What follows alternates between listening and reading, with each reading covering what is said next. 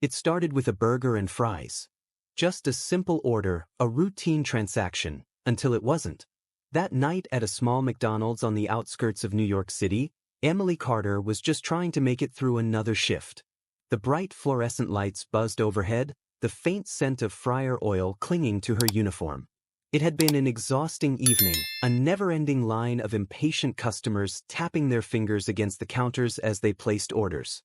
The beeping of the fryers, the chime of the drive-through headset, and the distant laughter of kids in the play area all blurred into a single, chaotic symphony.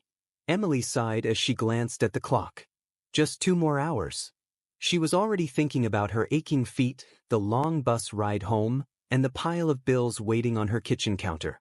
But as she turned back to the register, her exhaustion momentarily faded.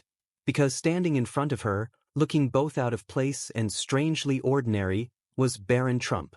He was taller than she had imagined, easily standing out among the late-night crowd. He wore a simple hoodie, the hood pulled back just enough to reveal his unmistakable features. His posture was relaxed, his expression unreadable, but there was something about him, something that made him look like he was carrying the weight of the world on his shoulders. He placed his order in a calm, polite voice, his deep tone almost hesitant. Emily hesitated for only a moment before making a decision she didn't think twice about. She waved off the total. It was a few dollars, nothing major. Don't worry about it. It's on me. She had no idea that 5 words would change the course of her life forever. By the time Emily made it home that night, she had completely forgotten about the exchange. She kicked off her shoes, collapsed onto her tiny couch, and let out a deep breath. Another long shift in the books. But as she reached for her phone to scroll mindlessly through social media before bed, she noticed something strange. Her notifications were out of control. Hundreds, no, thousands, of alerts. Texts from people she hadn't spoken to in years. Missed calls from coworkers. A dozen messages from her manager, each sounding more frantic than the last. Confused, she opened Twitter. And there it was, her face, her name, her act of kindness plastered across every major news outlet. The video was simple, a blurry phone recording of her handing Barron his food and waving off the payment. The caption read, "McDonald's employee refuses payment from Barron Trump. Act of kindness or political statement?" She blinked, rereading the words. Political statement?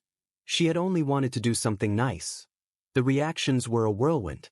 Some praised her for her generosity, calling her kind, selfless, and compassionate. Others, critics, politicians, and online trolls, accused her of favoritism, of bending the rules for the rich and powerful while struggling customers paid full price. It was spiraling into something much bigger than she had ever imagined. And then her phone rang. Her manager's voice was cold, distant. Corporates saw the video. She was fired. Just like that. A minimum wage job that barely kept her afloat, gone. Over a burger and fries. Over a single act of kindness. As she sat there in stunned silence, her head spinning, Barron Trump saw the video too. And he wasn't about to stay silent. Barron had always done his best to stay out of the spotlight. He was no stranger to cameras, no stranger to the way people twisted stories to fit their own agendas. But when he saw the video of Emily, when he saw that her kindness had cost her everything, something inside him snapped. Sitting in his family's penthouse, he scrolled through the endless flood of tweets and headlines. He never asked for free food. He never expected special treatment. And yet, a girl who had shown him nothing but kindness was now unemployed. That didn't sit right with him. Without overthinking it, he grabbed his phone and opened Twitter. His fingers hovered over the screen for a second before he typed. "I never expected a free meal, and I certainly never wanted anyone to get fired over it. This isn't about policy, it's about kindness.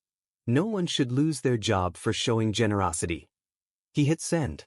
The internet exploded. His post went viral within minutes. Thousands of people flooded McDonald's corporate accounts, demanding they reinstate Emily. Hashtags like #JusticeForEmily and #KindnessMatters trended worldwide. Celebrities spoke out. Even politicians, both supporters and critics of the Trump family, took sides. And in the middle of it all, Emily's phone rang again. A number she didn't recognize. Hesitant, she picked up. Emily? This is Barron Trump. Emily felt her breath catch. She had never expected this. Never imagined she would be having a conversation with Barron Trump himself. I heard what happened, Barron said, his voice steady but filled with frustration. And I want to help. Emily swallowed, her mind still reeling. Why would he care? Why would someone like him take the time to reach out to someone like her? I set up a fund to cover your lost wages, he continued, but I don't think that's enough. You deserve better. And I want to make sure you get it. Emily blinked back tears. No one had ever fought for her like this. It wasn't just about money. It was about respect. About standing up for what was right. Barron wasn't just offering her a band-aid solution. He was rewriting her future. Within days, the entire country was talking about Emily Carter. McDonald's offered her job back. But it was too late. She had better offers now. Companies reached out, offering her positions with better pay, better benefits, places that valued her kindness rather than punished her for it. She had gone from an unnoticed fast food worker to a national symbol of generosity.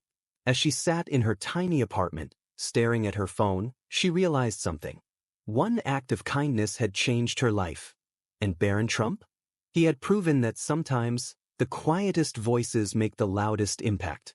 As the media frenzy continued, Emily found herself at the center of a conversation she never imagined being a part of. She wasn't a politician, a celebrity, or an activist. She was just a girl who had worked the night shift at a McDonald's. Yet, somehow, her story had taken on a life of its own. News outlets were desperate for interviews. Some tried to paint her as a victim of corporate greed. Others tried to spin the story into a political debate. But Emily wasn't interested in being anyone's symbol. She just wanted to move forward. Barron, meanwhile, had his own battles to fight. His simple tweet had sparked an even bigger conversation than he expected. Critics accused him of using the situation for personal gain, while supporters praised him for stepping up. But Barron didn't care about the noise. He had seen something wrong, and he had used his voice to make it right. That was all that mattered. Then, something happened that no one expected. McDonald's released an official statement. In a move that shocked both supporters and critics alike, the company not only apologized but offered Emily a full scholarship to any college of her choosing. They claimed it was a goodwill gesture, a way to right the wrong. But some suspected it was a desperate attempt to repair the PR disaster they had created. Emily stared at the email in disbelief. A full scholarship. The chance to change her life completely. But there was just one problem. She wasn't sure if she could accept it. The decision weighed on Emily for days. On one hand, this was an opportunity she never thought she'd have. But on the other, it felt wrong. Would accepting the scholarship mean forgiving a company that had so easily discarded her? Would it mean letting them get away with what they did?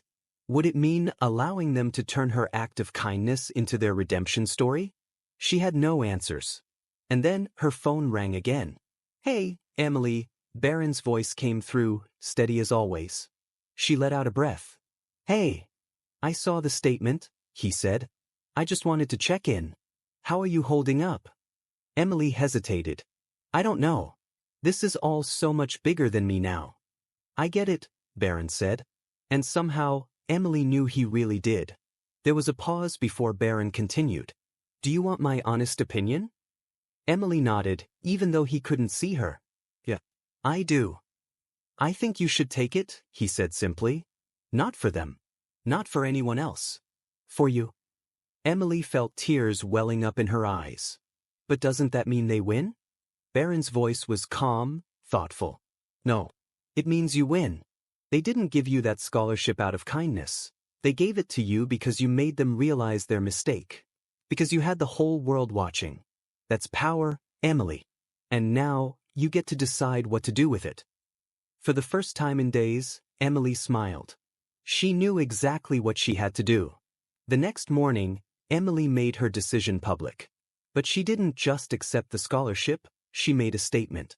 Standing in front of a sea of cameras, she took a deep breath and spoke. I didn't expect any of this, she said. I didn't do anything special. I gave someone a free meal. I didn't do it because of who he was. I did it because it was the right thing to do. And for that, I was fired. A murmur rippled through the crowd. She had their attention now. I want to thank McDonald's for their offer, she continued. And I'm going to accept it. But not because I think they were right. Because I want to prove that kindness should never be punished.